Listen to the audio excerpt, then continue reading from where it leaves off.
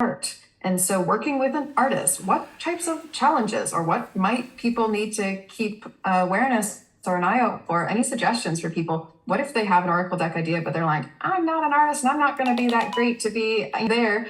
And so what would that next step look like for them to find or work with an artist? Yeah, so I know some of the publishers do help to match make between creators. Typically, we don't officially do that. Once in a while, if we know two people who just seem like they should naturally put together, you'll get them in touch. But typically, we encourage creators who are missing half their creative team to go find that person. You look through our list and see if there's any art there that appeals to them, and we can put them in contact with that artist, or just see who else is out there who they may want to partner with. A lot of good can come out of those creative partnerships. I've heard great stories about authors who found creators and they end up making something which is greater than the sum of their parts, right? So that's the magic of two people getting together in a really successful creative collaboration. And we know sometimes creative collaborations also don't always go very well. So if you're working with an artist, you're taking on some of that risk like any other relationship that you may not see eye to eye, and your process may or may not go smoothly, but sometimes it can be a really beautiful thing to bring people with two different skill sets together. And it was something Nick was just discussing as an option, and of course we know that's bound to come up in the publishers forum. So I might as well get into that topic a little bit. It certainly exists as an opportunity for creators. As of right now, we have not acquired any AI decks, although we have received many. We've just not felt like we were ready to take that step forward as far as putting those things out on the market. So it's going to be an option for some venues, although that's not what we are personally looking for at this time. I think that's a really fascinating thing just to observe, right? Is that there's space for everyone and that each of you are carving your spaces so beautifully. It's so amazing that all three of you were drawn to be here because you each hold a different kind of area in my mind of how the industry is actually functioning at the moment. We're needing the community, we're needing the support, we're needing the guidance, right? That Anna's mentorship would involve. We need these really beautiful, rich, interesting pieces, and we need the accessible day to day. We got it in our pocket. I can't bring my beautiful deck with me in every purse, right? I'm one of these collectors, Nick. I didn't mention this, but I'm one of these collectors, and unfortunately, I'm nomadic. Same with Anna. Anna's nomadic, so we recognize the value of not always being able to have things on us. I really like that answer as well for working with the artist, because I think it's so important as well to recognize that is half your creative team, and not everyone who writes an Oracle deck, and not everyone who creates art want to write the Oracle deck, right? But not everyone who writes is also going to. So interesting to think about how to find that, where to discover, and how that process looks as well.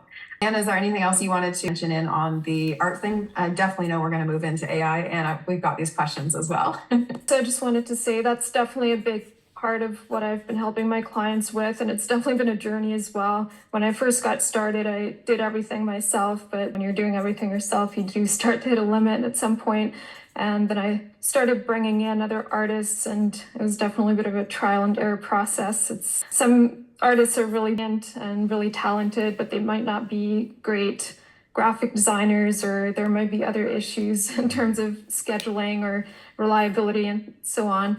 In the past year or two, I've really moved more towards working with artists who I've just established a relationship with, and I trust them. And there's one artist in particular, her name is Anna Babic, is one example of a deck. It was one of the first decks that we created together. She's also currently supporting me with my new deck. I'm currently authoring a new fairy deck. It's been really great to work with. So for most of the client projects right now, I'm working with her. Her style is also really flexible, which is really comes in handy for me when I have a lot of people coming from different backgrounds and wanting different styles of art.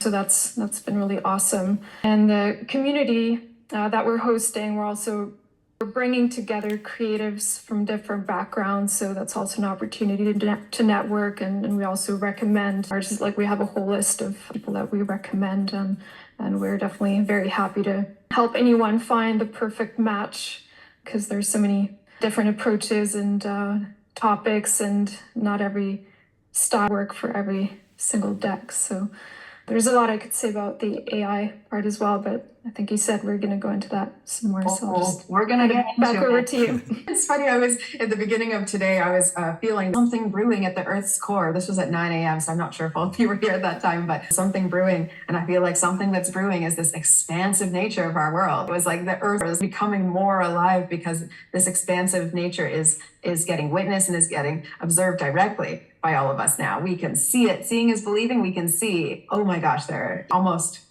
this unlimited possibilities, which can be overwhelming for a lot of creatives. So I'm really, really thankful that you guys are breaking down what are the different pieces. That way someone can feel drawn. Maybe this is actually the answer I've been looking for, is being here, being with Nick, Crystal, or Anna, or pursuing a path similar to that.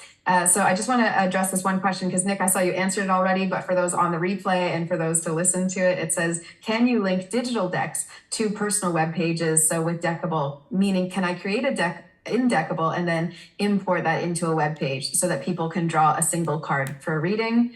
Nick says, yes, you can also link each card to a URL as well as at the deck level. Do you want to touch on that just a little bit? Yeah, well, we have one amazing deck that I can think of called Beautiful Trouble, which is how to create rebellion, how to rise up against the system deck. It's an amazing organization. And the card deck is crowdsourced from 300 people worldwide.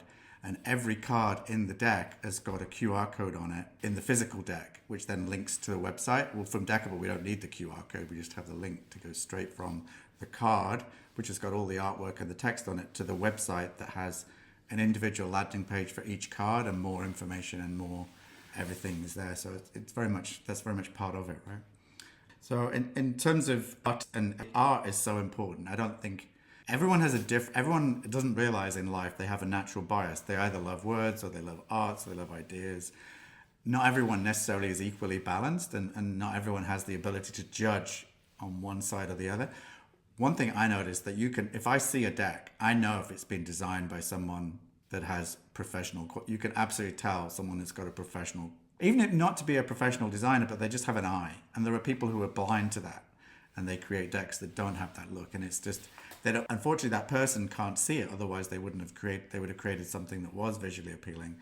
We do a lot of pairing up of matching artists. If we see a deck that's say, well, this is great, but I love the concept, but we're not going to publish it because it doesn't meet a certain standard, and we will introduce people to artists to finish off that. And a lot of people come to us asking for that as well, right? So I think one of the most important things to describe is that your deck needs a look, right? And you look at it, if you see a Picasso, it's a Picasso, right? And that isn't easily done, right? You see a Banksy, it's a Banksy because that person is an artist and they have a look and feel. And if your deck doesn't have a distinctive look and feel, it could be anyone's deck, then that's a time to question, is it right? It should have a look. And Anna mentioned there made me think, just words on images is one of the things that people do terribly. There are people who have a real talent for how to put text on top of an image and have the text not disappear and bleed out and be readable on screen and readable in print, right? That is a talent. You hire someone who has graphic design skill, and your comment about Anna Babbage is, it's pretty hard, I find, to find someone that is flexible and that can transform a look, because many artists have a repeating look. They've got their Picasso thing down, and everything they do you can tell is from them, which is fine if they're so famous. Don't mind standing on the shoulders of that. But it depends who's leading the show and why people are doing something, right? But just be careful of that. So flexible creativity is I think, a very rare talent from my experience. And the other one I'd throw into this is, make sure, despite the Canva, that your content doesn't look like it's come from Canva. It's a cringe factor. Canva offer all these amazing things. Think, oh look, because you're not a designer, I can create all these flashes and splashes and backgrounds, and it's like, oh, they did that in Canva. To try and make sure it needs to have a look, and the look needs to look like it's not come from Canva. I don't know, it's just a personal hobby horse of mine. I'd all have them. From the amount that you would all see, this is exactly why you're here, because you're going to be the people who say, oh, now we know really what's not working and why. Right. So thank you so much for your expertise. There's one follow-up question about the art, and then I think it's time to shift into this other question about demographics and community, and we'll talk AI maybe closer to the end, because otherwise it could be the rabbit hole that takes us for 30 minutes.